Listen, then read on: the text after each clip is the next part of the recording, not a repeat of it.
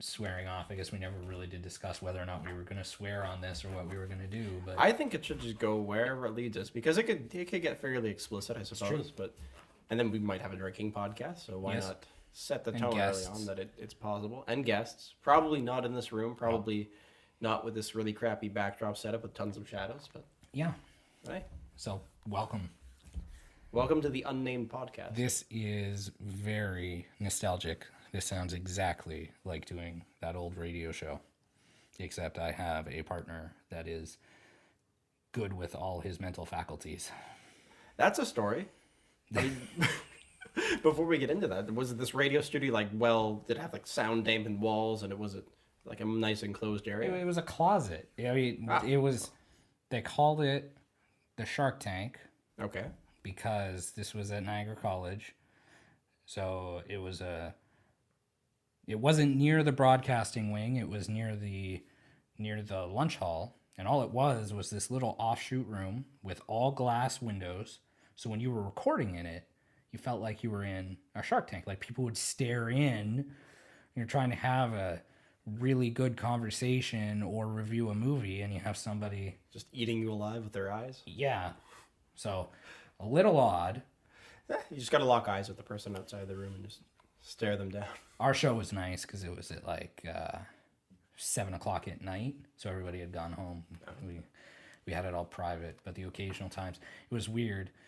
By the time we did the third season, people were cameoing on our show. We were doing guest spots on other shows. It was a weird kind of incestuous year of just radio. Just a mismatch of everybody that's in the vicinity. I was on a vinyl radio show. At that point, I knew nothing about vinyl. We were listening to Rush. I'm like, nice. It sounds good. Good choice. It sounds good. I can't speak. What do they talk about specifically on vinyl radio? Just the attributes of a vinyl recording as opposed to digital? They would listen to vinyl. They paid for their own plug-in so they could tap in their record player to the soundboard. It did sound better, I will admit, but they just said, do you want to be on it? I'm like, I don't have class for an hour. Let's do it.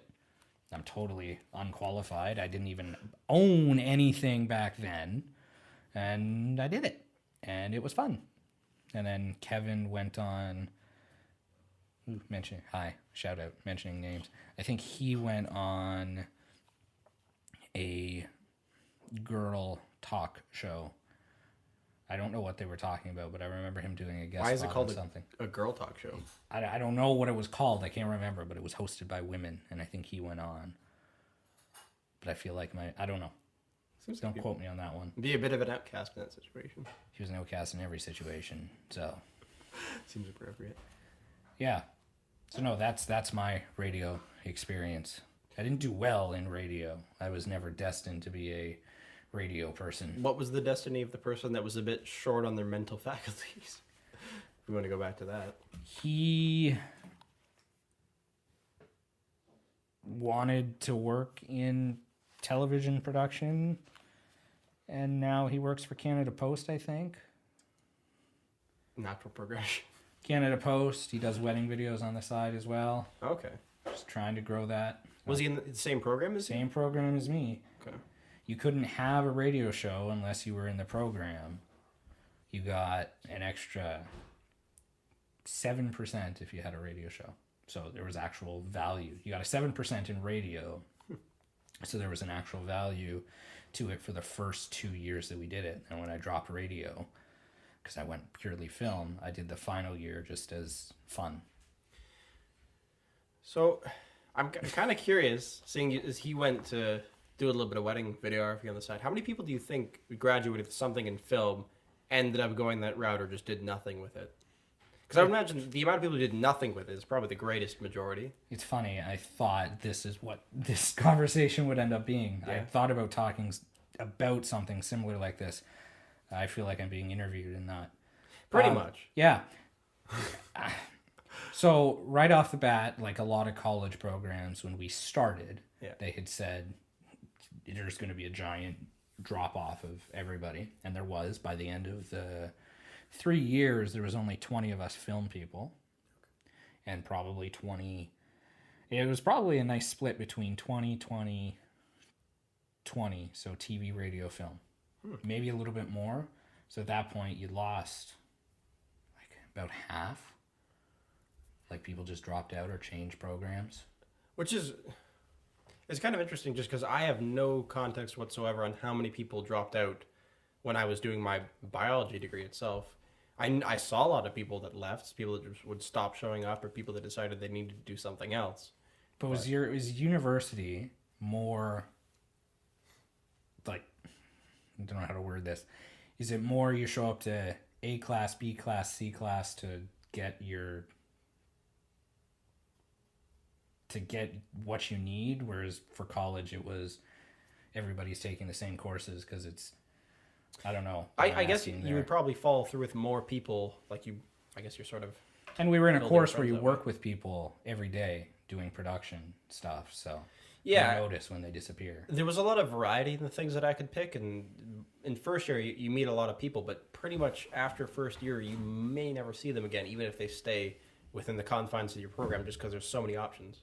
And yeah, there's credits here and there that everybody has to take, but sometimes they run 2 of the same course in a semester just because there's so many people that are taking that specific course.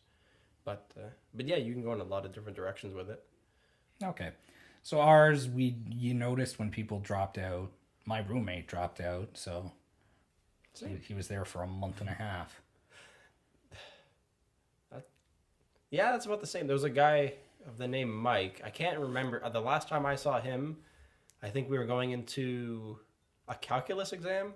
And then after that, I heard from another roommate that he had decided to drop all of his courses and move out of away from the university campus. It's weird when it hits close to home because it's like, well, there's one, I guess. Am I next?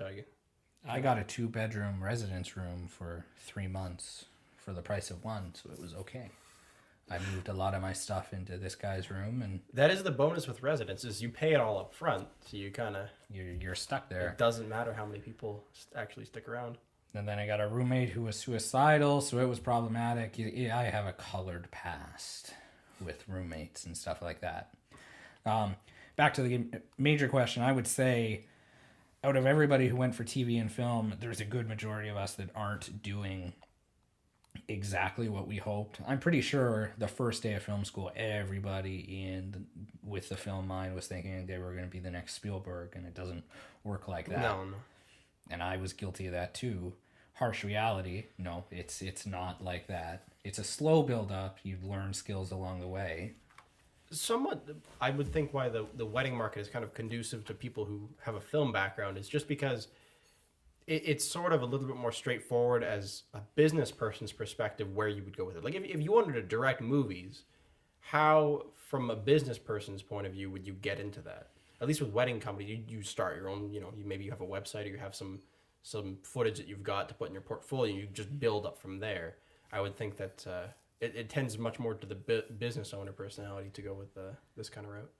I've been looking into film financing, and I think going the wedding route is nice because at least you have small productions under your belt. Mm-hmm. So you have a music video, you have some short films and stuff like that. And then when you go to people saying, hey, we've done this, we're trying to fund our first feature film, you have some sort of credibility. You could go the short film production company route and just do short films, but there's no money in short films. So you're having family, or you're throwing out your own money and not getting a return until you direct something that goes to TIFF or goes to, like, actually does something. So there's a variety of different ways you could do it. I see that there is actually a lot of funding out there, thankfully, if you're doing like a Canadian content film, but you have to be lucky. I'm kind of curious, and this is a little bit related to a topic I want to talk about. Is there many cases of like a startup film company, something with a brand, something you see at the title screen as the movie starts or whatever, being bought by a really big company? Like I guess Hallmark would be one that does a lot of productions, but is there a novel case you could think of like that, where a startup is bought out and their crew just sort of grows rapidly? I'm sure there is. Most production companies stay as independent companies. You'll probably get companies that merge and stuff like that, but there's not a lot of news sources for stuff like that. But the way that it works, at least the way that I understand that it works, is it's not like Disney. Normally, you have the case with Lucasfilm and stuff like that, Marvel, where they'll buy them out, but they still operate under their own entity. Mm-hmm. So, yes, Disney owns Marvel, but Marvel's still Marvel. They just add on an extra 30 seconds to their credits to show the Disney logo. Like that's basically it. For small companies to merge, yeah, it's possible.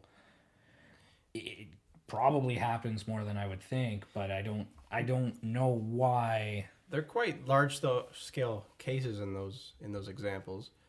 What sort of got me thinking about it is I don't know how much you've followed up on it, but the whole splitting of Beam, Casey Neistat, from CNN's been something that's big in the news at the moment. And it just gets you thinking, like, they say pretty much all these startups that get bought out, almost all of them tend to fail quite quickly. And it just, you can't scale it up the way that you would just a company, the way that a single company grows over time. It's kind of hard I to do. had an article that was similar to that, too. And at least yours is printed, so you can read it. Because I only made small little notes.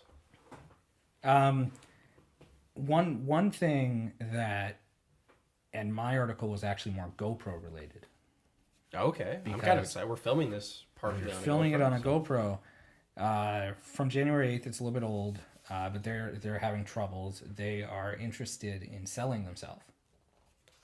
Are there any potential buyers mentioned? Nobody has mentioned it, but they hired JP Morgan to help it with the process of selling. JP Morgan has said that the main problem is that the cameras aren't improving fast enough.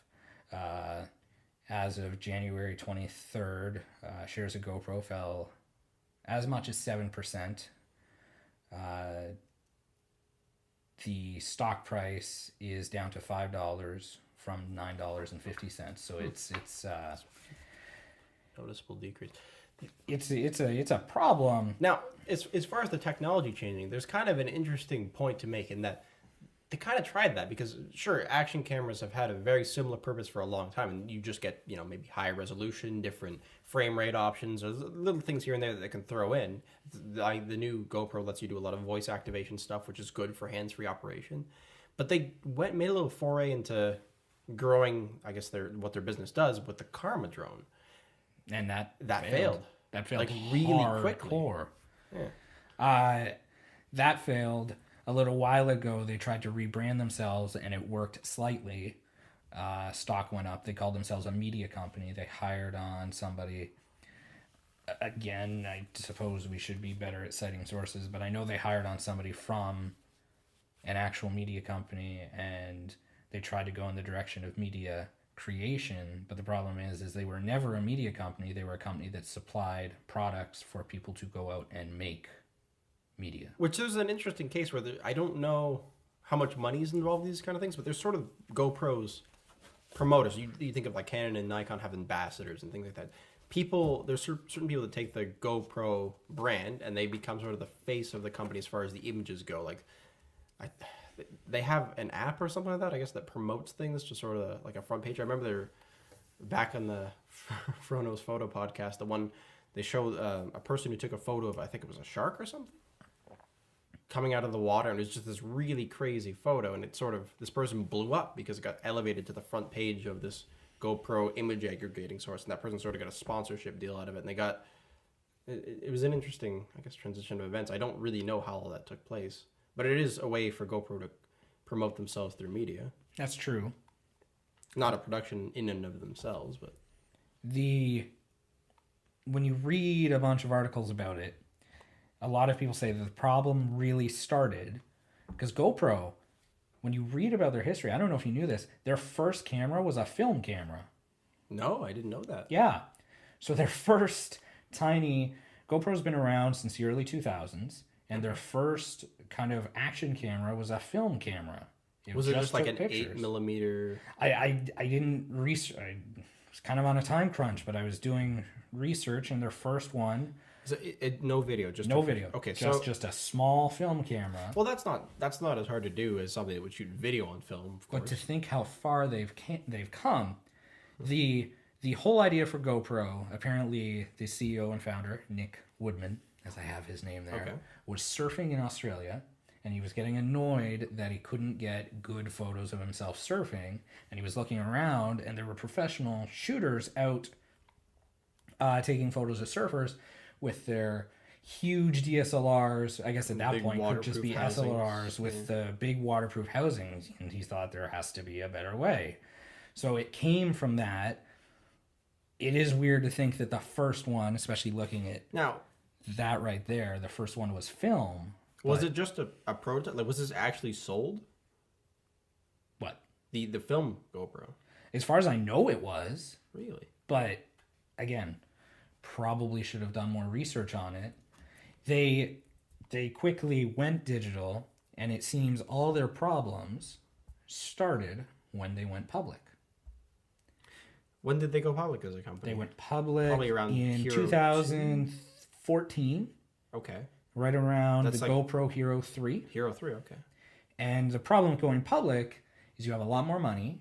A lot more people pulling you in different directions. A lot more people saying we want progress. Yeah. We want to say that you mark, like we want to see you mark a profit. We want to see you make a profit. And they did. And then they started making negative profit. Because everybody already owns a GoPro. Everybody already owns a GoPro, or they own the Chinese knockoffs, which are consistently getting better. Yeah, I've seen quite good things out of those recently.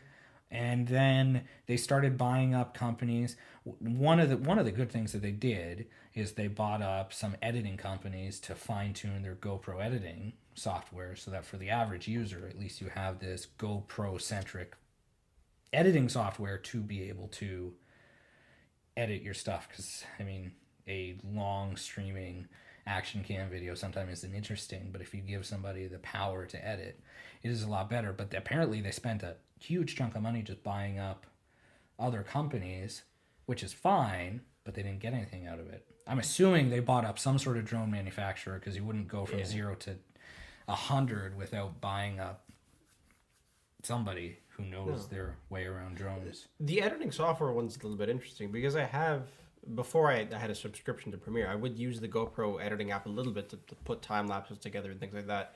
It's very simple. It's very easy to use. It works. GoPro Movie Maker. It's limited. Yeah, it's limited in its functions. Mm-hmm. It's probably less advanced than even Windows Movie Maker in some senses. But it's a very streamlined experience anyways. It was streamlined. It was integrated. You bought a GoPro. You had access to the editing software. It didn't matter if it was Mac or Windows. Mm-hmm. So it worked. I've only used it a few times, and it was again for time-lapse stuff, but for the video I used a lens correction and I used Final Cut, so I never really it's tough to push, because nobody without a GoPro is going to go out and get that software. I don't think so that market's gone, and people with a GoPro might have a heavy interest in video editing, so they might go for the big Final Cut or go for Adobe. Do the new GoPros even have the fisheye bend, or can you just I'm sure they do. It's a really small sensor, so you're going to be using a really small focal length lens, and because even if they do, it's like they might correct in camera, maybe for whatever reason. I swear mine doesn't have an option to do that. Mine didn't. No. I was really impressed at how quickly and how perfectly Adobe Premiere did it to the clip that I was using. Granted, it wasn't GoPro; it was a DJI Phantom 2. But still similar fisheye look, and it picked it up. And the presets are all there in Adobe Premiere for the Phantom 2, Phantom 3. Which is nice. There's a little bit of troubleshooting on the internet you can go through, because there's just a slider that you can change. If somebody says, hey, you could set these specific numbers to correct the footage, and you can do it that way too, but it's a bit slower. I'm not sure if you could input your own preset too, like if there wasn't one, say, for the Phantom 2. Probably could. And you could just scroll through the menu and click it. It'd be kind of convenient. It would be lens correction. Yeah. I'm sure Adobe Premiere has it. That's okay. Speaking of Adobe, Photoshop. Mm-hmm. Not to talk a lot about photography, but they just added their... Pardon? It's kind of what we do. It is what we do. They just added their artificial intelligence selection mode, where it can select like an auto edit. It's pretty good. from what I understand, it's supposed to pick up people. So if you say like there's two new modes that I found. One is a focus selection. So if you want it to select what's in focus, it'll use whatever algorithm they're using to tell you what's in focus, and you can slide it whether you want the stuff that's in the background to be selected or in the foreground. But then the actual person select, I tried it on a few wedding photos, and you'd have to go in and brush it a little bit, but it was pretty accurate. I'm thinking the only instance where that would be really useful for the focus select is if you want to do something with the out of focus elements as opposed to what's in focus, which in theory you could quickly black out a background or add a certain color to it if you're shooting in studio. That wouldn't be half bad, although it's not that hard to do that as it is. I liked the actual, I know it's not called like person selection, but it's whatever it's called. It's not like it's just Person for selection trademark profile shots. Like they were brides who were looking sideways. They were brides like, I don't know if it was facial detection. I don't know if it just knows what a human body, like human shoulders look like. But it was pretty accurate all the way through. Again, a few changes here and there, but if you were going to take the time to, it also did like shoulder holes if they're standing like this, so it went around. So if you were taking the time to have to crop somebody out, done that, which you would think. What do you use to modify? Is it the pen tool or? Yeah, you just quickly do it like that, and I think it'd be awesome if they did that for Adobe Premiere eventually too.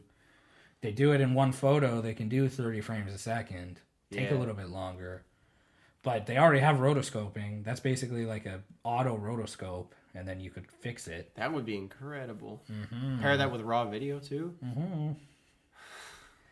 You'd have every bit as flexibility with your video as you would with a photograph at that point.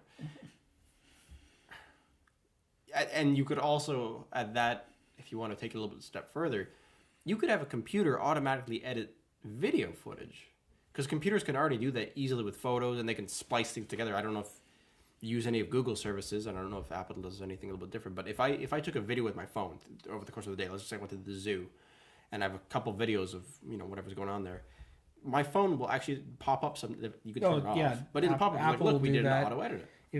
At New Year's it pushes it for me. It gives me my year in review, and that's my phone saying, "Do you want to watch?" No, because it's just a bunch of dead people. But it's handy. They say that it makes sense. The computer algorithms for editing and whatnot. Eventually, you're gonna get like computers doing the rough edits for major films, and then having an editor come in and make the tweaks. I can see it happening, no problem. I can see somewhere where I'm just going to keep pushing this. So one thing that we've also seen in the past, and it blew your mind and you mentioned it to me, the 3D modeling software now that you can use, where you could take pictures of an object or of a space, and you just take pictures from a certain amount of coverage from every angle, put them together, you get this 3D model. It can be extremely accurate.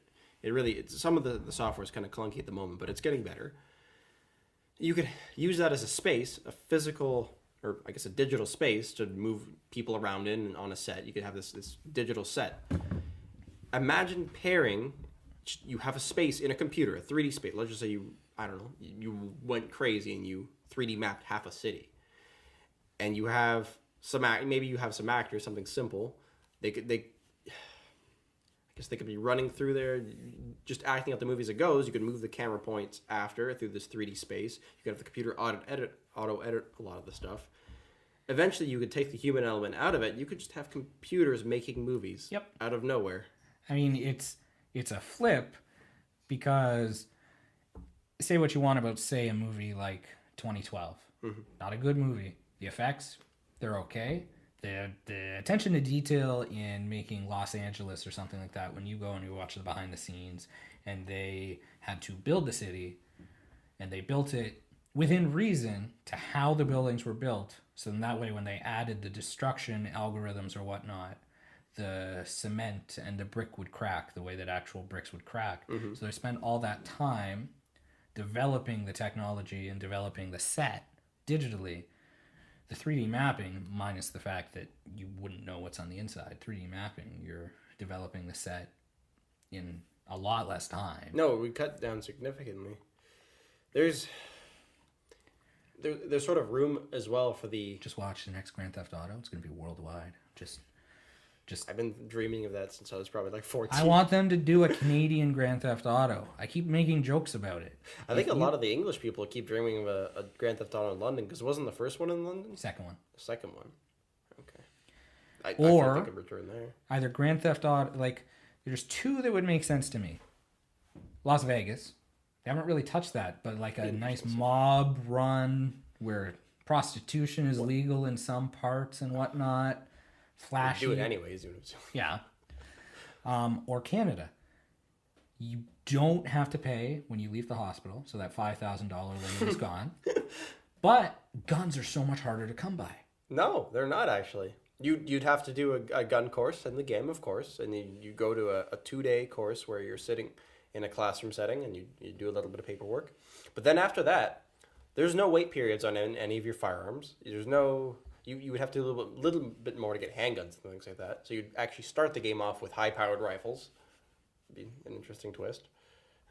Given Canada's gun laws, it would be a very different game. It would be interesting, I think.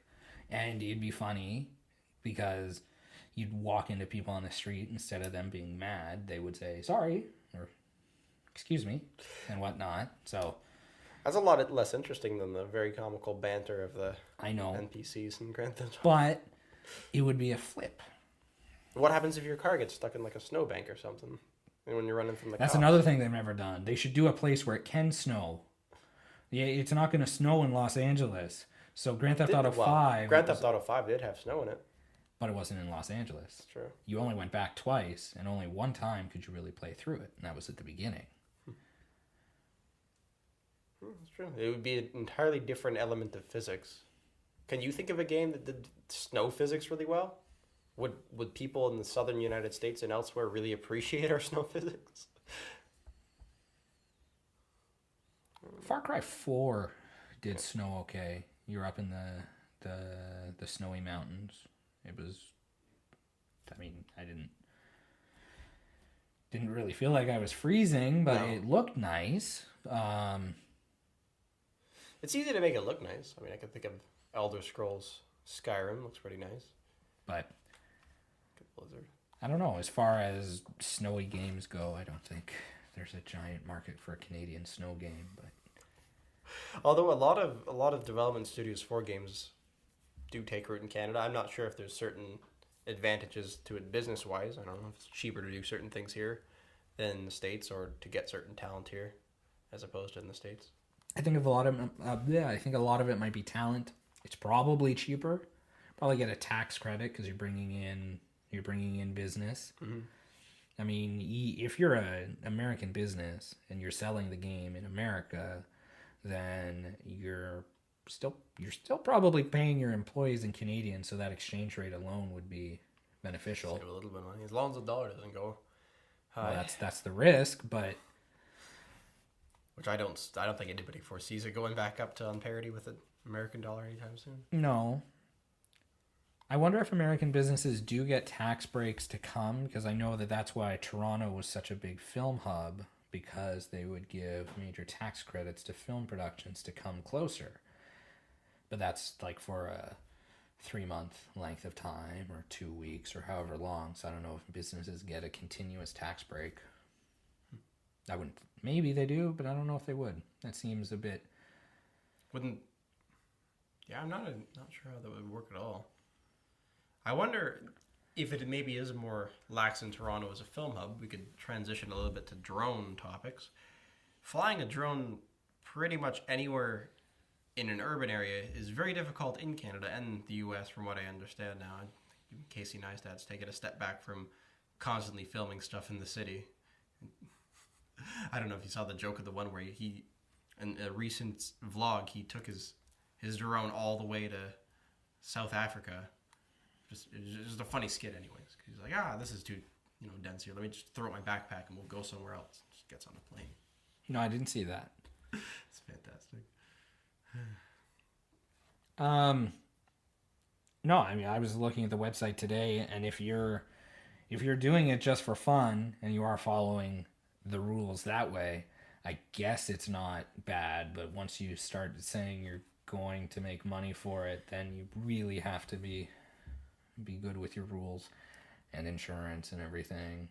It is kind of confusing because a lot of times when I have an app that shows me what, different airspaces are designated for. And a lot of times it'll say, you can call these numbers for permission, but it's kind of not that important. There's certain areas where it's outright banned. There's none in our area. And it'd be over an airport. You can't fly. No. Well, I would assume so. You wouldn't be able to fly. I would not be able to fly my drone onto the Toronto Pearson. Absolutely not. But for the most part, there's nowhere in this vicinity that you can absolutely not fly. There are some gray areas. You need to call the FAA and get permission to shoot over Niagara Falls, which... We're Niagara based, by the way. Just I could literally fly on my drone from where I'm currently living over the falls and back. You could? If it were legal to do so. You could also lose the drone, too. Into Niagara Falls. Well, if I'm going to lose it somewhere, I might as well lose it to the falls. Don't lose it. No. Hit somebody on the Maid of the Mist, maybe. Well, you wouldn't do that now. I don't know if it's running. I don't think it is right now. In the winter? I don't think so. Yeah, I don't know. I swear they pushed it pretty late. There wouldn't really be mist. At least a few weeks ago, the falls were still frozen, so it'd be made of the ice. That's not as tempting. It's not an icebreaker. Have you ever done that? No. Me either. I don't want to. I'd feel like a bit of a tourist for a day, maybe. You don't... it wouldn't be that interesting. I've walked down to the falls. I've been hit in the face with the mist. I don't need any more. There's tours that go behind it. I guess that it's would like a be cavern neat, system. Perhaps. Those are pretty decent. It's a lot of stairs, but it's kind of fun. But I don't want to go on the Maid of the Mist. And I don't need to. The entire premise of Canadian Niagara Falls is this is like a shitty version of Las Vegas in Canada. It's every tourist trap you can think of, casinos, tons and tons of souvenir shops, a Ferris wheel. I was just gonna say, I like the Ferris wheel. It is a nice way to see the falls, like at night. I saw pictures of you guys on the Ferris wheel, yeah. So it's a good way to see the falls at night. Well, it's mostly just a good way to notice that every part of the golf course just looks like each hole looks like it's in the shape of a dick, because there's at least like 4 or 5 dick-shaped parts of the golf course down there. I'm gonna have to take a look. I took some pictures. Or with Niagara, now they have a go-kart attraction at the top. That's still in progress, isn't it? They're still building it? It looks so fun. They haven't changed. Like, they haven't changed anything. I think the soft launch is in April for Niagara, not necessarily for Niagara residents, but it's not officially open yet. And then they'll do it for the summer. But when you look at it, I don't know if the carts are like very low to the ground, because it looks like Mario Kart. That's kind of what it's been advertised as, but you obviously can't get that much air. There's some steady it looks like if you got some decent speed, you would, which is what I'm wondering, if safe that would be. They're not going that fast. I wonder how fast you're able to go. I've been to a couple different maybe the carts are places. magnetized. You could do it like those old toys you would get as kids, where you put the car on the track and it goes. It's just magnetized onto the track. Yeah. No, I don't think they have that much technology. Unfortunately, it's a mixed bag when you go to go-karting places, because I've been to some that, for the most part, they all look the same. Sometimes they have hills or like a bridge or something, but they're generally pretty slow. There's a couple places you can go that you can get up to really decent speeds. I bet you that they're going to be fairly slow. No, I think that it's going to be a slowed down kart, because when you're walking in between the Tim Hortons and the bowling alley towards it, and you look at it, there's one major slope, and I'm pretty sure they kind of put it there because it's supposed to look enticing, but I can't imagine them going too fast off, because otherwise you're just going to get major air and fly out of the place. So I don't know how they're going to do it. That'd be pretty extreme. Great for lawsuits, but not good for, I think it's going to be slow. I could be wrong. As long as I can't imagine it costing more than like $30-$40 to do a whole lot of laps there. I'd love to go try it out when they open it up. That's another thing. Do you think it'll be $30 or $40 for a whole lot of laps, or do you think it'll be? It doesn't look like a terribly big circuit, so you'd think you'd probably get 10 or 12 laps for that kind of price. I don't know. I don't know. You don't think so? I don't know. It'd be a douchebag for a second. Do you know what this is called, just to No. make it easier to search But, for? you know what? Niagara Goat Karts. I think that would. You think that they'd have a website before they even launch their business? Niagara Speedway. Niagara Speedway Go Karts. Coming spring 2018. Oh, they will be included in the Clifton Hill Fun Pass. This is not brought to you by the Clifton Hill Fun Pass. Which is not even, well, it It's depends a on good how much, value. it depends on how much you're going to do. I like going and playing mini golf and going to the Wax Museum and going to the arcade for 5 tokens and then going on the Ferris wheel twice. It gets you in the Ferris wheel twice? Yes, it does. If you buy online, you get a free one, a free extra. So, fun facts on the structure. There's 6,500 bolts. It's not that fun. That means nothing. How many bolts is a roller coaster? 425,920 pounds of steel. It sounds like an engineer or somebody just they Decided contacted to write him the to market. PR. Yeah.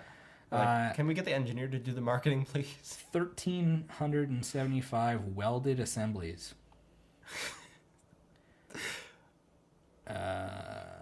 There's no... If I go there with an arc welder and weld on a piece of steel, do I make their number incorrect? Yes. Yeah. To sum it up in a few words, it's like go-karts on steroids. Test your driving skills along the straightaway. Negotiate the hairpin turns. Climb the elevated ramp as you head for the checkered flag. It doesn't get the prices. I can't imagine it would be absurdly priced. The press release actually has the facts I just told you about. The track length is 1,800 feet. That's not bad. The go-kart manufacturer is the J&J F22 Doubles, includes a 9-horsepower Honda engine. It's difficult to put that in perspective, but I'm thinking of motorcycle terms because it's going to weigh less than a motorcycle. That's probably pretty zippy. Does it say how many engine displacement, like 50 cc's or 100? No? Not at all. Yeah. There's only one way to find out. I'd be surprised if they even disclosed that information later anyways. It exists. Yeah. Test drive. They got little virtual tour. Your face is amazing. Well, because it's you wouldn't think that they would have a... What are they doing? They put a This GoPro... doesn't look like an actual go-kart. Unless they have like a gimbal that's like near the floor. Maybe, I don't know. Why do they pick like sunset to do this? It's so dark.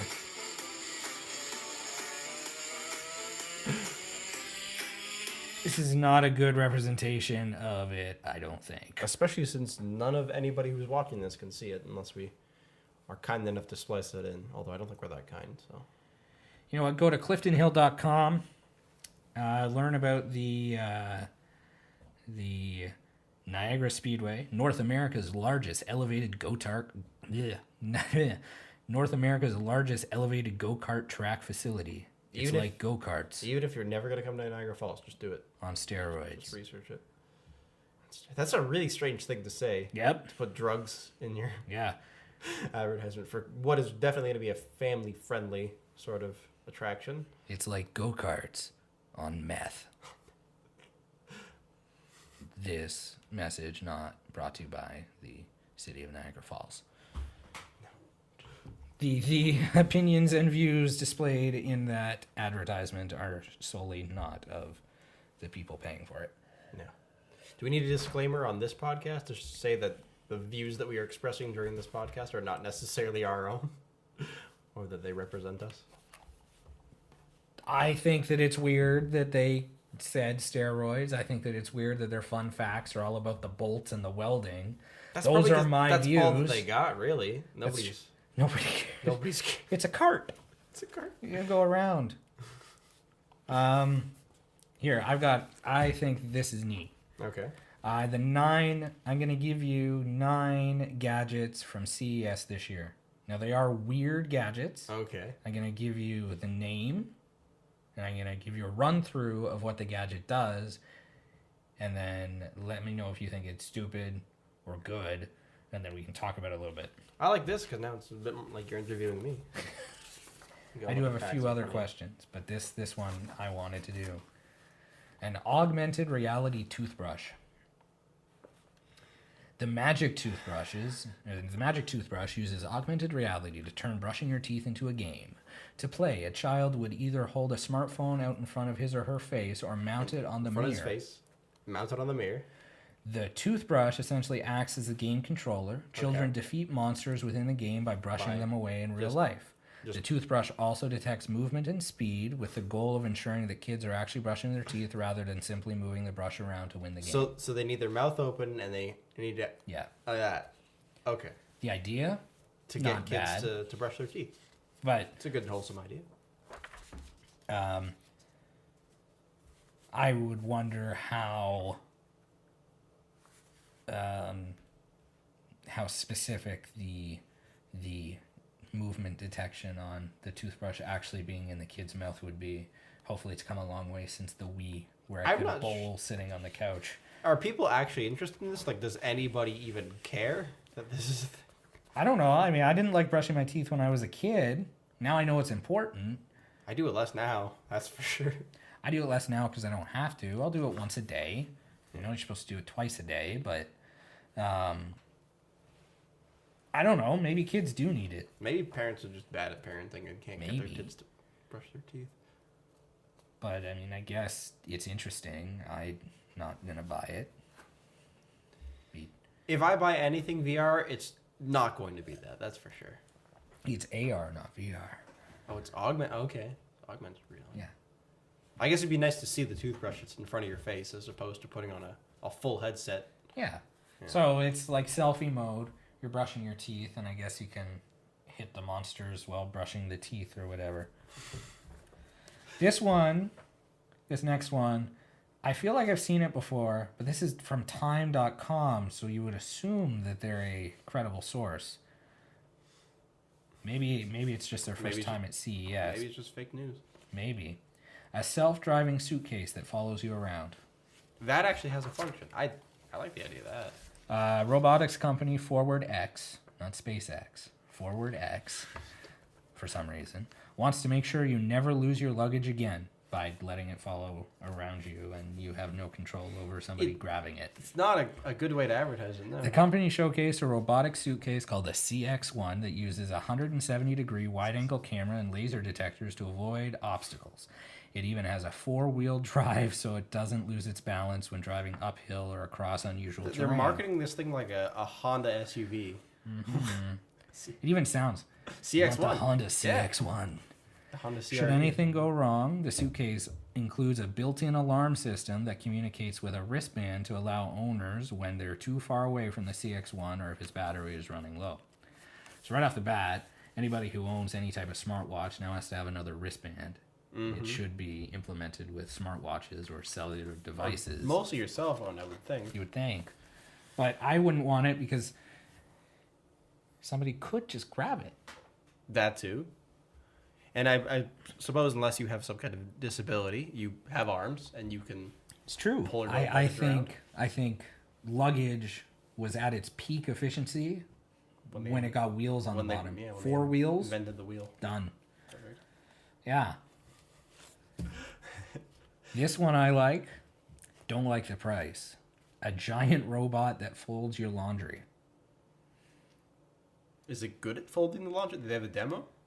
The demo I saw, the photo, I didn't print out the photo, it was just as big as from the looks of it at least, it looked just as big as a washing machine and a dryer combo.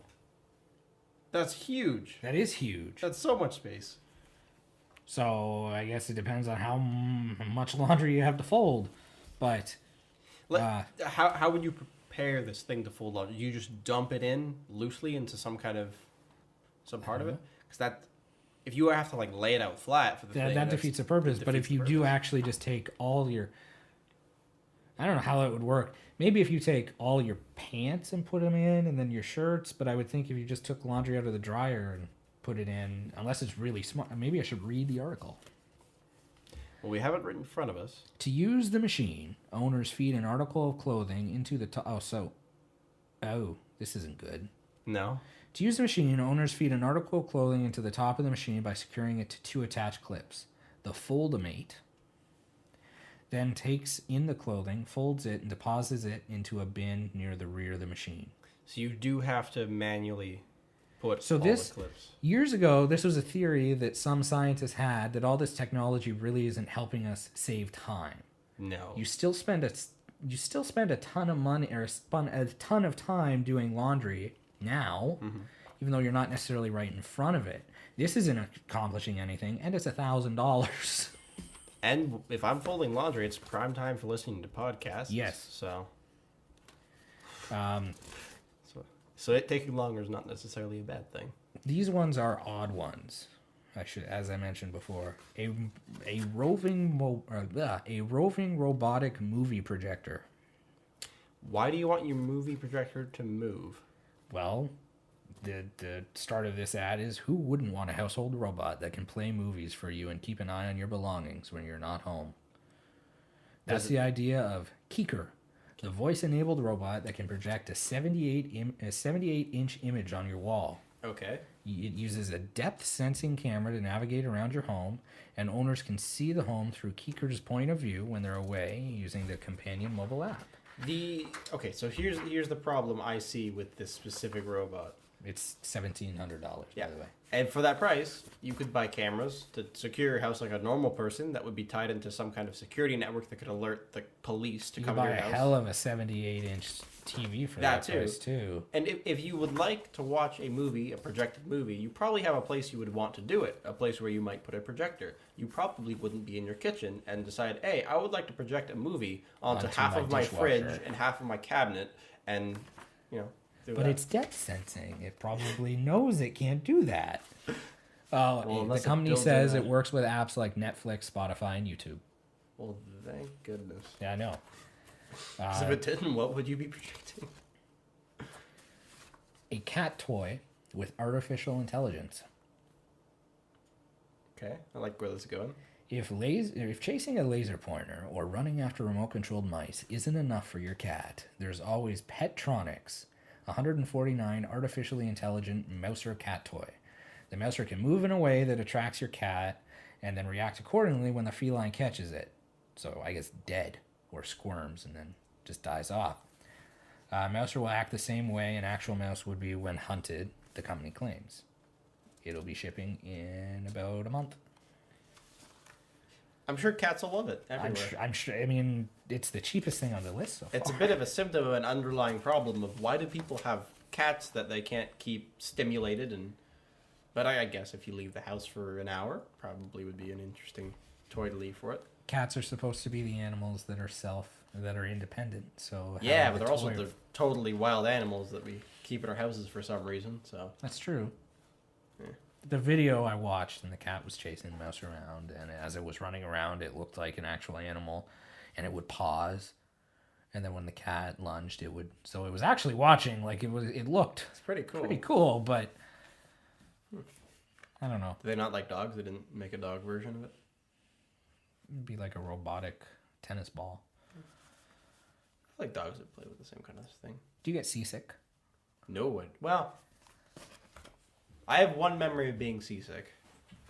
I took a trip to Florida with my family when I was a lot younger, and it probably was the combination of being in a really tight wetsuit that was wet, and it was really hot out, and it was a very uncomfortable thing to be in, and I was on a boat that was rocking very violently back and forth.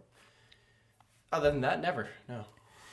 See, I have those dizzy spells, and this next thing I would not want. It's the smart bed that rocks you to sleep. The rocking bed does exactly what its name implies. Oh, God. It sways back and forth to help its occupants fall asleep. Like having the spins, but not when you're drunk. He came up with the idea after finding that he was able to fall asleep much more easily while on a cruise ship. As such, he wanted to make a bed that mimicked the same swaying motion, which I guess I get. I do like cruising. So, you've noticed that very prominently on a cruise ship? Not only when you're laying down. When you get on the ship, when the ship takes off, and I've been on smaller ships and I've been on larger ships, when the ship takes off, you can feel it moving a little bit. It's not like you're swaying back and forth. No. Even when it's really rough on the bigger ones, it's not like you're swaying back and forth. But you can just feel a subtle movement. Okay. And then being like somewhere where you might be able to see just like small movement in the water, you're very spatially aware. The only time you really feel it is when it's quiet and you're laying down. And you do just feel it just slightly.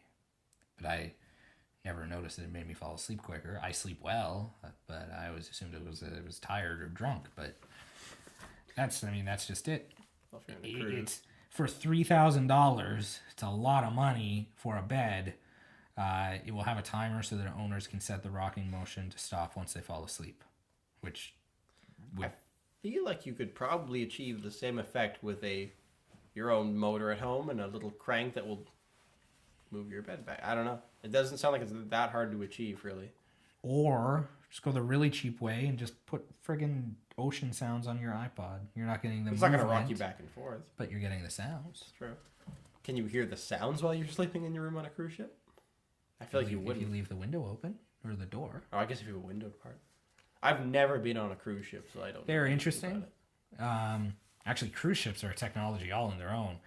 They now have indoor ships, indoor cabins with no views of the outside. Yeah. And they now have ceiling to floor 4K monitors where the balcony would be, showcasing just to simulate what it would look like. Showcasing live images of the outside. It looks neat, but it's not like you're getting actual vitamin C from the sun or anything like that. So I don't know. I've seen a similar thing on planes too, where like some of them will show you what the image looks like below or in front, which is kind of neat because windows on planes suck, and I do like to look out once in a while. Although I tend to keep myself interested by staring at my phone with maps on, just like, hey, I'm over. You did. I'm sure I'll do it in the future if we take another plane trip together. A robot for collecting tennis balls. These are all very white people problems. I would don't know how to brush my teeth. More like first world problems, but perhaps. Yeah, okay, first world. Don't know how to brush my teeth. Don't want to carry my luggage. Can't fold my laundry. I want to watch a movie right here. Yeah. I don't want to play with my cat. I can't fall asleep, and I can't get the tennis balls. It's called the Tenabot. What does it forage for tennis balls if you send that out into a field or something? The self-driving machine is essentially a Roomba for tennis balls. Okay. It can hold up to 80 balls. This is meant for a tennis court. Yes. Okay. It's designed to work on both clay and hard courts. Users can use the TennisBot app to choose a location for the robot, such as around the sides of the court or near the net. Okay.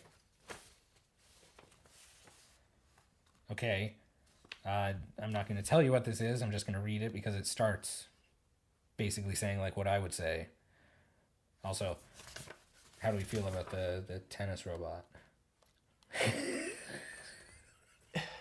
If you're losing them in a tennis match, they're at one side of the court or the other side of the court. You need two tennis bots then.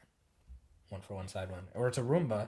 If you can program it to stay out of bounds. I feel like it would take longer for it to go find a tennis ball than for you to just look like over it takes longer for a Roomba to clean the house rather than But you can be doing sweeping. other things at the same time. That's true. There's the benefit of that. Are you going to be playing tennis while this thing's going around and you might step on it? Break your neck. That'd be distracting. It would be. I'm ready for the next thing. While the concept may sound strange, Uvika, because they probably can't use Eureka, Uvika's robotic mannequin has the potential to be surprisingly useful. The mannequin is designed to adjust its size and bodily proportions so it can fit clothing made for any body type. It could be especially important considering that brands like Topshop have come under fire for the unrealistically skinny nature of its mannequins. Here's the problem. That's probably does it have a price? No, there's no price. Okay, that's probably really expensive since it changes size. I bet mannequins are worth almost nothing, and you could just build them to any body size. You could. The French startup is already in touch with clients in the fashion industry and plans to develop models for men and children clothing as well. So for your obese children. Yes, and you your can have a obese mannequin. husband. Okay. And the last one, which is again just weird and kind of pointless. Like these, you think of CES and you hear a lot of good things, and there's a lot of goofballs, I think, at the end of the day. At the front of Avatar Minds' CES booth was a display of several of its iPal robots, all singing and moving their arms in unison. These robots, with their brightly colored accents and friendly faces, are meant to function as teaching assistants in the classroom. Another job gone. Robots can have that one. Or as companions that can help with elder care. Okay. In one demo, an iPal robot sang the famous children's song, Old MacDonald Had a Farm, while moving its arms and head accordingly. The robot is available for developers in the US, and a consumer product will be coming later this year. It doesn't really tell you anything about that. Furby? Was it Furby? Which one are you thinking of? Just the little furry pet that would... little thing. They would sing songs. Yeah, they'd sing. Yeah.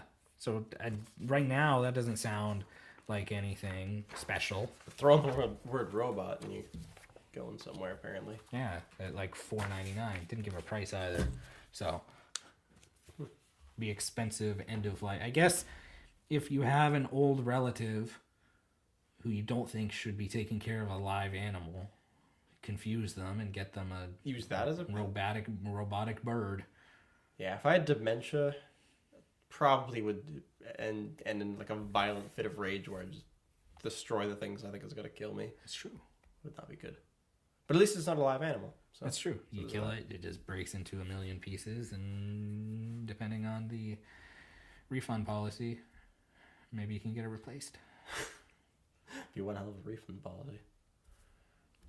So no, that is very uninteresting. I would not be happy if I had to cover those products at CES. Could you imagine going, I get to cover it. Going to CES. I get to cover it. I get to go.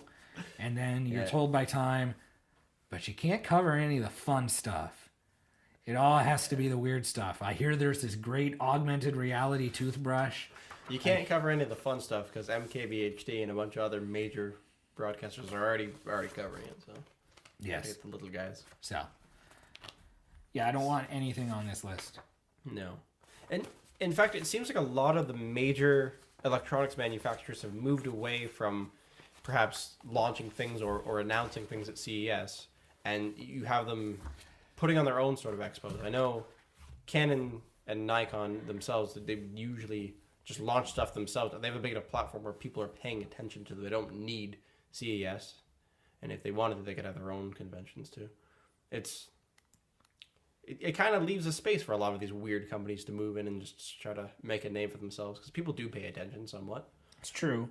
Problem being, they didn't make a single sale with us. That article did not make me want to go to CES to cover these companies. Or There's enough weird people in the world that I think somebody would probably be interested in one of those products. the most interesting one, I think, just because of the price point, is if I had a cat and I was leaving the cat at home, Yeah. I'd get the friggin' mouse. Makes sense. But I'm not gonna pay for a bed that rocks Slightly me to wrong. sleep. No. I'm not gonna pay for a laundry folder that I have to stand and wait for it to fold. Especially if I have to hook up the clothing beforehand. Yeah, might as well just hang it on a hanger. Just leave it. Yeah. Then you don't have to fold it, and it's already gonna be nice and not creased when you go to put it on. So going back to a question that you asked me, Mm-hmm. and I want to flip it because I'm curious too. Okay. Out of the people you went to school with, how many people are doing what they want to do? Do you keep tabs on anybody? For whatever reason, the people that I stayed in contact with seem to be people that are going to be more successful than I am. I can see that. So a Success lot of them, is relative. Well, you may be successful in other in the areas. field of biology, for instance, just because I know a lot of them. More so, what they did that I couldn't was make really good connections with certain professors or people that could help them develop themselves in the field of biology, and maybe they'll get a master's degree or a PhD or something along those lines.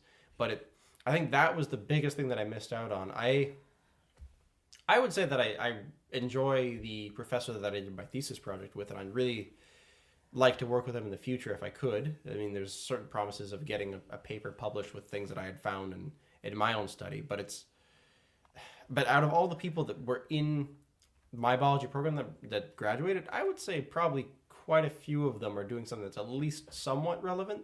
Like, I didn't exactly study certain things to do with land surveying and all that, but just from the people that I was getting in contact with, specifically my professor for the thesis project, I learned a little bit about how there's the software out there to do 3D mapping and all these different things that are going on at the same time, things that people are studying at the moment, which it sort of lets me branch off and pick something of my own that I'm interested in doing, which for me at the moment, land surveying kind of seems like a thing that I want to study. It's, I can't say that anybody is going to be a biologist for sure that I know of. Strictly put, a biologist. It's funny you said that. I would say that the whole making contact thing for almost any program, because same thing with my program, because it was divided TV, radio, film, the TV people actually had to go out and get a co-op. That was part of their job. Mm-hmm. And great thing about most co-ops, especially like post-secondary, if you're good and you get hired. Yeah. Now, shot in the foot, a lot of them got hired and then fired when NHL got sold. Because they were broadcasting, huh?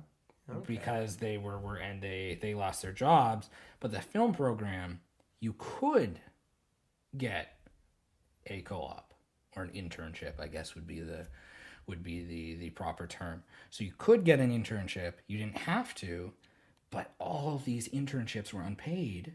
Mm-hmm. Most of them were in Toronto. You're living in Welland. You're a student. You're 21 years old. You have to find a way to get to Toronto.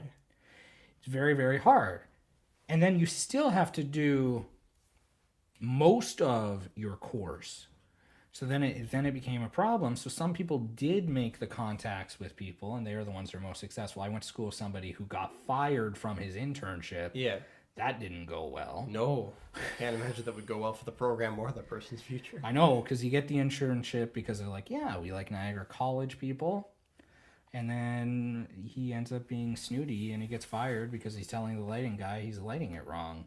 That's a great way to make a name for yourself. Oh, man. But what if the dude was right, though, and the lighting guy just had it wrong? You know, there's a good chance that he was right. He knew his stuff, but he was just arrogant. Yeah, that'll do it. But no, it is the contacts. Even something so small as being a TA at Niagara for film production. I wanted to do that when I was in university, so it would be a pretty good job. It apparently paid quite well from what I heard about it.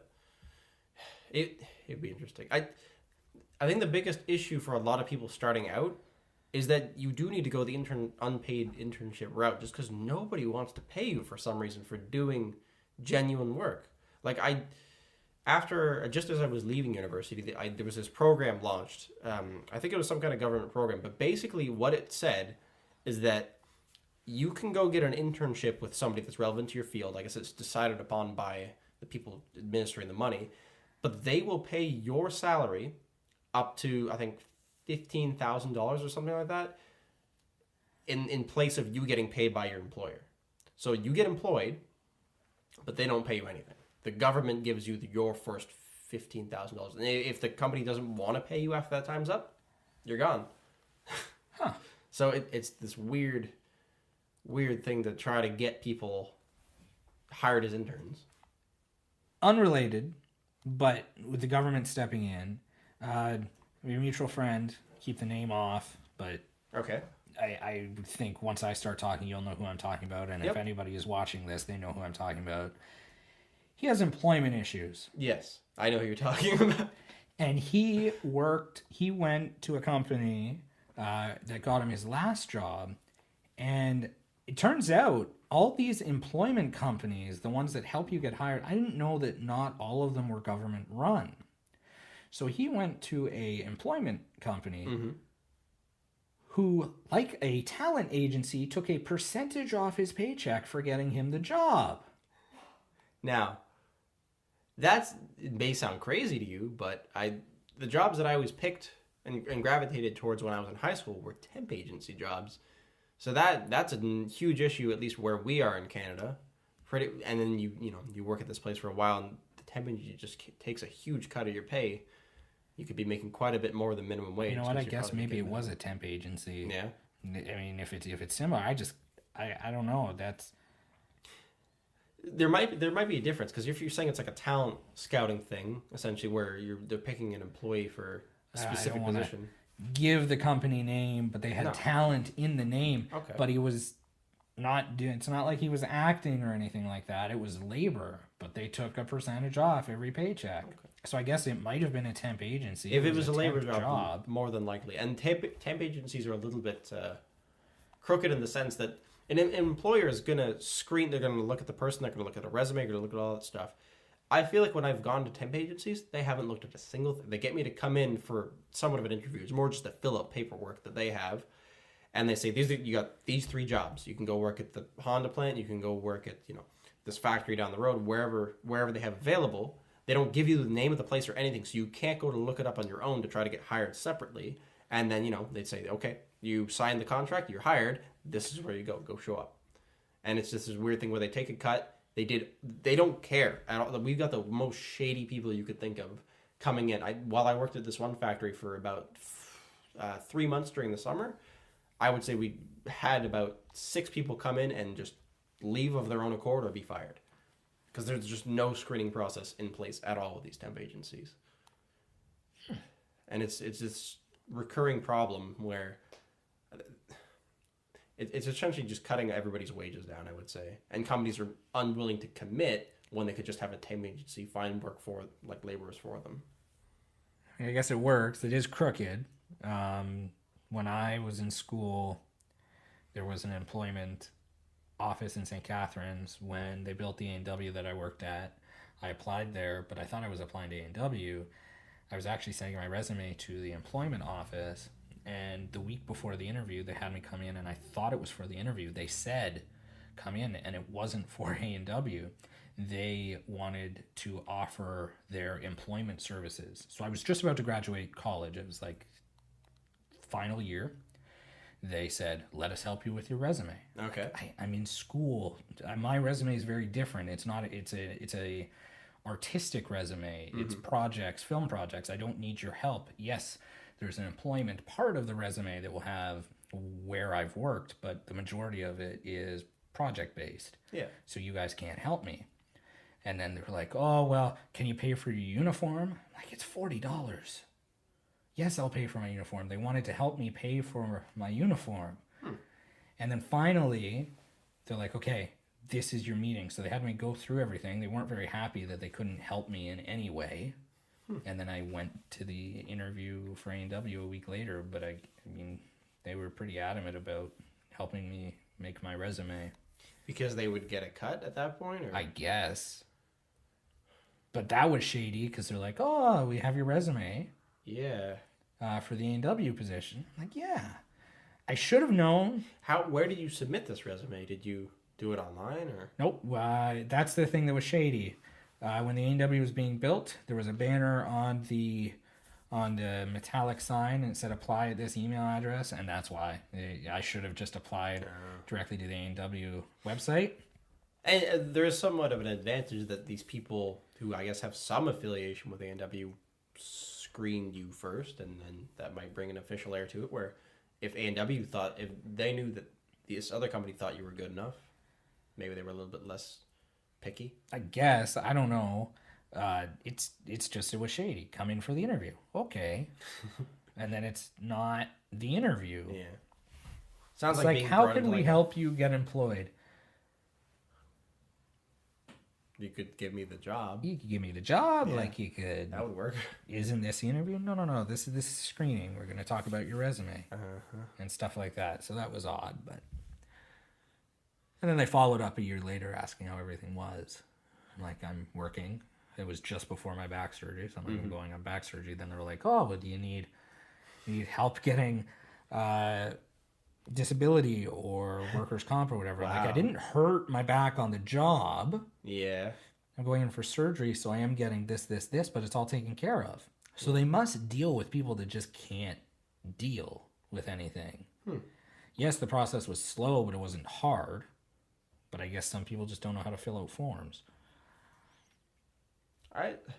I wonder if that's more of an issue with young people as opposed to maybe just people that they're older, but they've worked at the same job their whole life, and maybe the company went under or something like that. They just need to start over again. I don't really know who that kind of company is aimed towards, really. Maybe high school dropouts or something. I have no idea. All I know is the NW I worked at where I grew up, the owners of the restaurant interviewed us. They hired us. Mm-hmm. In the 3 years that I worked there before college, 97% of the people stayed there. Fast food restaurants have a high turnover rate. Yeah, that's pretty good. Right? Within the first 3 months at the A&W in St. Catharines, we had lost 80% of the people. So having a hand in a business is very important. You choose your people.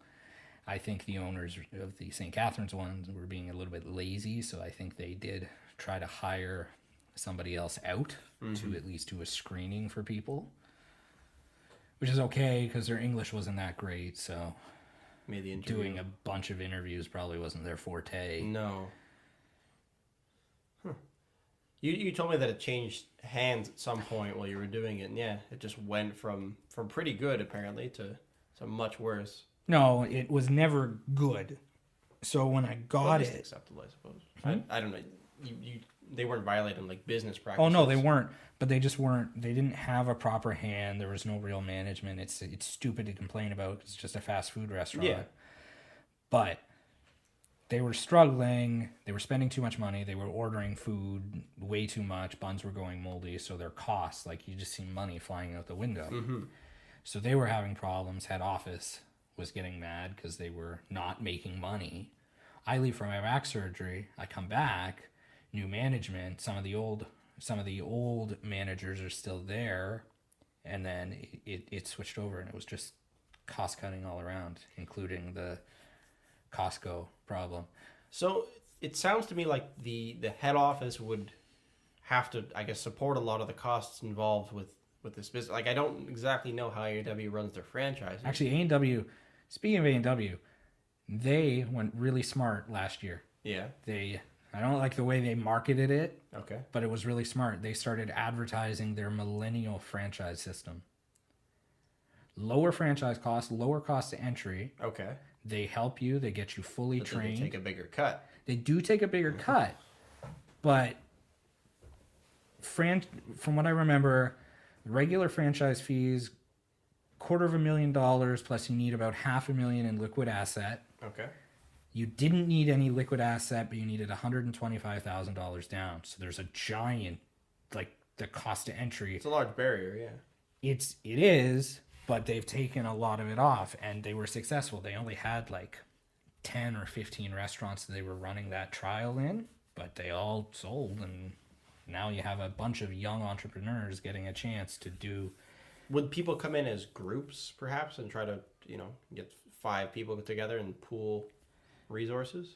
That's what the owners of the later owners of the A&W in St. Catharines did. It was a big Indian, started out as a African family, if I'm correct, but then it just became this big Indian family who owns A&Ws. Well, they did own A&Ws in Niagara Falls, St. Catharines, and out west, like Alberta and Saskatchewan. Which seems to be the way that goes. I think with the millennial franchise thing, you probably could get a few people together, but I don't know. Regular franchise, you can. I don't know if the millennial is just solely on one person. Yeah, that would be a lot to ask, especially of a young person. I didn't look into it because I didn't ever want to own a franchise. Thought about it for a while. I thought I could do it, but it's restricted to get fatter. No, and you would want to be in the position to have something that is a self-replicating business model that you could yourself franchise out to other people. That's obviously the better way to do it, and that's why people have franchises. The thing with like fast food franchises, the money seems to be in multiple franchises. The owners from where I grew up, they have about a dozen between the two of them now, and most Tim Hortons franchisees have their entire area. The Welland Tim Hortons are all owned by one family. The Tillsonburg Tim Hortons are all owned by one family. There's more than one Tim Hortons in Tillsonburg? Yes. Really? And they're all very... Fun fact, the owner of Tim Hortons, I believe she has died, but back when my family still had a farm, their farm was very close to my grandmother's farm, and they had to sell it to get all the money they could to put their money in Tim Hortons. And it wasn't the wife of the husband was so worried. She's like, we put all our money, it's not working out, we're so nervous. And this is like back in the late 60s. Yeah. It worked out. Yeah. It worked out very well. There's a large upturn in I can't remember the exact story, but I know that the business changed hands at some point early on, and things got really good from there. Well, it went like it became less family owned and more corporate, and then it just kind of boomed from there. But franchise model's good. It's just a lot of the big franchises are really expensive, as we've heard with the labor laws now, with the minimum wage thing. Franchisees, like with Tim Hortons, the whole cutting of everything, certain benefits, and it's hard not to side with the franchisees. In the case that we're talking about, they were family of Tim Hortons. Tim Horton, so I don't know if they got like special franchise like royalties or whatnot. Perhaps. But most franchises are only like 10 years. You pay to operate that place for 10 years. What happens once the 10 years are You up? can renew Okay. or new management. Oh, You don't own the land. You don't No. own the building. that's the tough part. So in that 10 years, you need to make anything you can. I'm kind of curious how that would work in the case of renovation, because occasionally I've been to Tim Hortons that are under renovation and they got the trailer set up and they serve out of there. But in that process, does someone from a head office just come to you like, hey, we're coming to renovate your place from this date to this date? You're working in the trailer outside. Like it's very forceful, I would imagine. From what I understand, it is head office mandated. Whenever fast food or quick service restaurants get new things, like when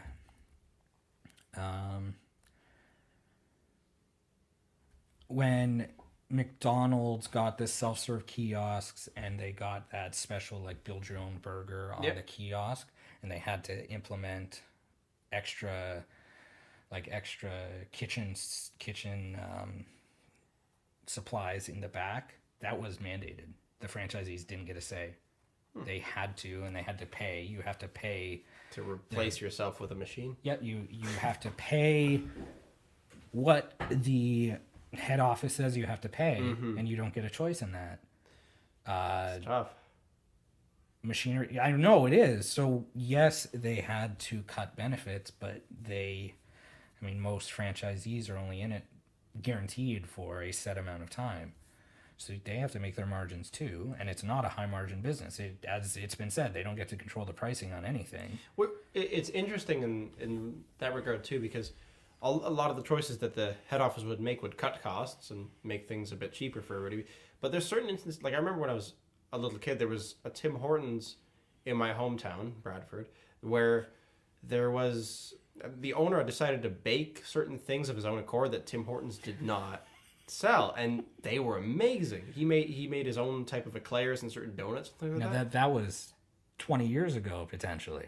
Things have changed a lot Yeah, since then. but it's strange because I don't know if he was incurring more costs on his own behalf, or if it was somewhat cheaper for him to do this himself. It's like but a it was money laundering scheme. definitely good from the customer's perspective. And I remember there was a day where he just had to stop because corporate probably came down and said, you can't do that. Yeah, that's the McDonald's story. When Ray Kroc first got his, like, first started franchising and he let his friends franchise the restaurants, they started doing things their own way. So the franchise system is based on a tightly integrated, you can go to the McDonald's in Toronto and get the same burgers you can get in Niagara Falls.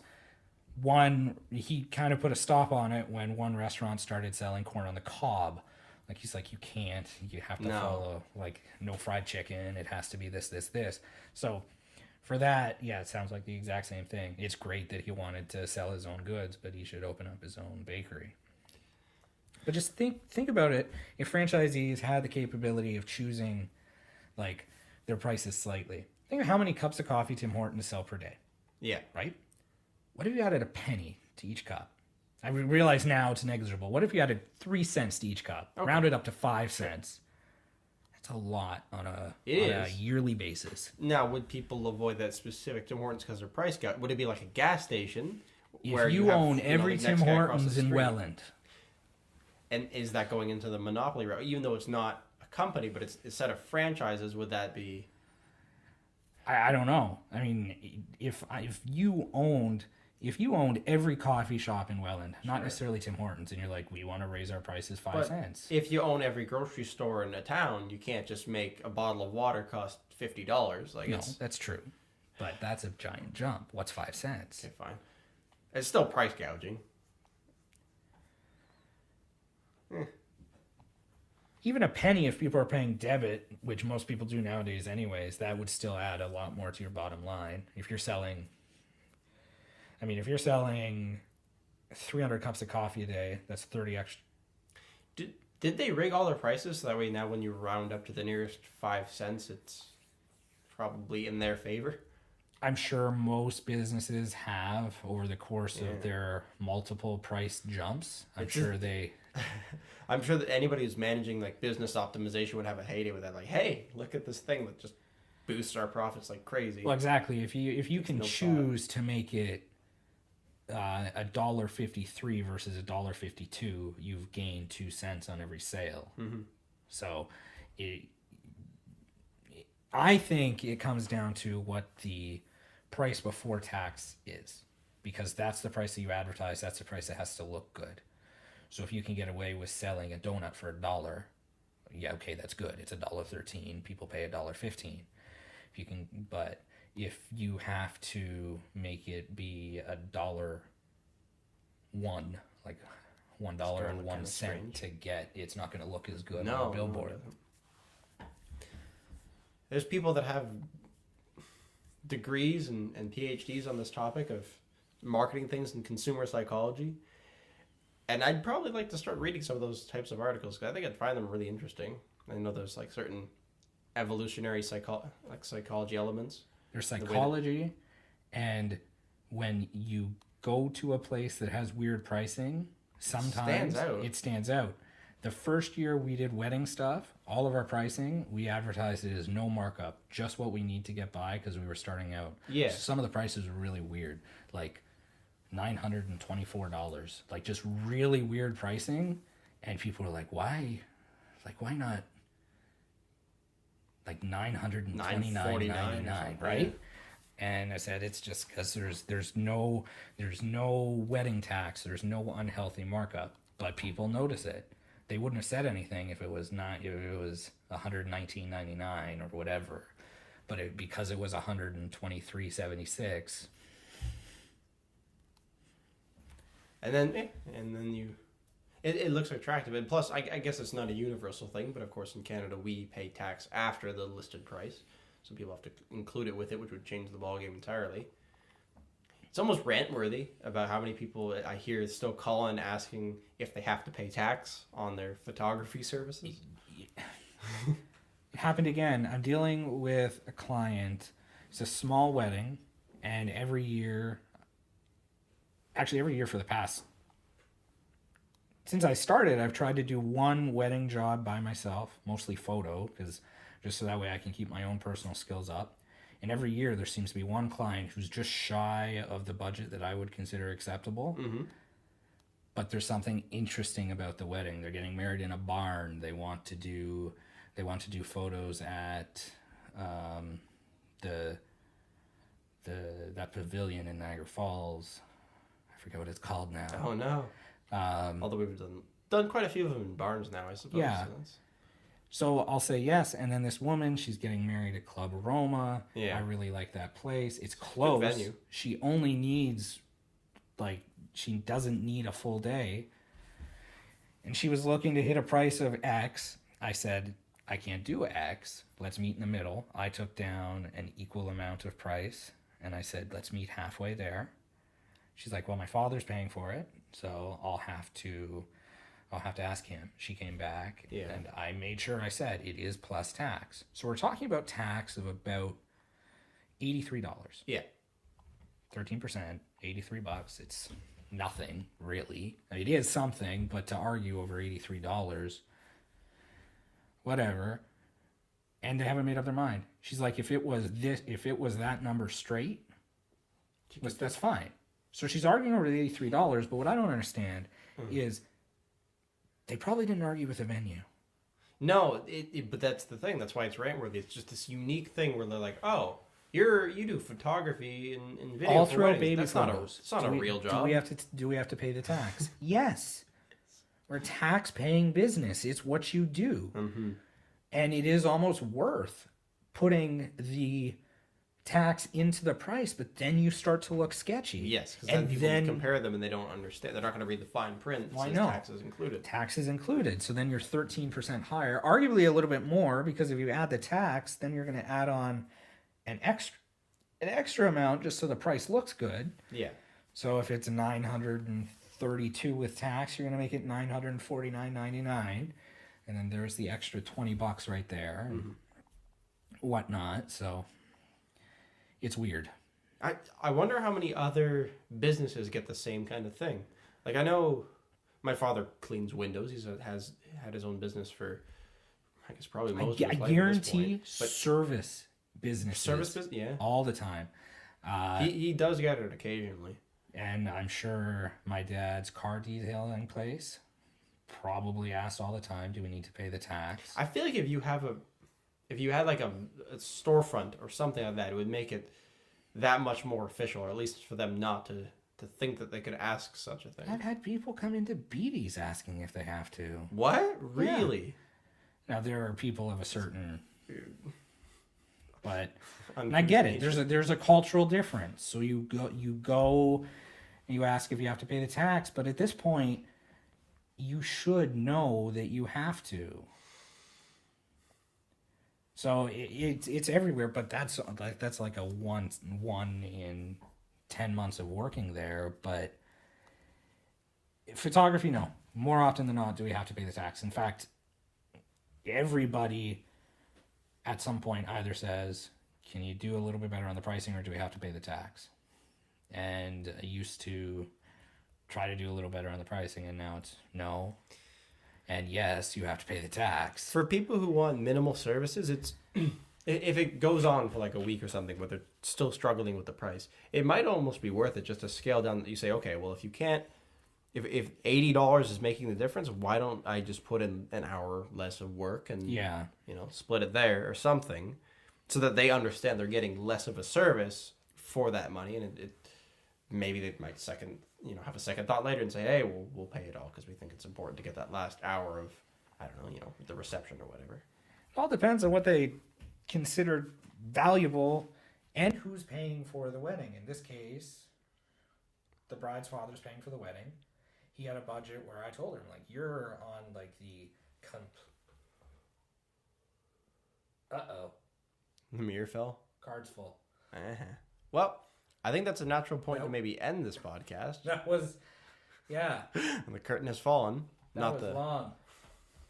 And I think that we can probably go out for like an A&W burger or something, because I'm kind of hungry after talking about all of this stuff. Yeah. this was fun. I like it. I think it's a little rough. It was definitely a lot more freestyle than I thought it would be. Didn't follow my notes, but it doesn't matter because I think we're decent conversationalists. I had some fun. I know things that I can improve on, and I think we'll see how that goes, and our audience will see too. Yeah. All 12 of you. And that's being ambitious. Yeah. Have a good night. Yeah. Goodbye.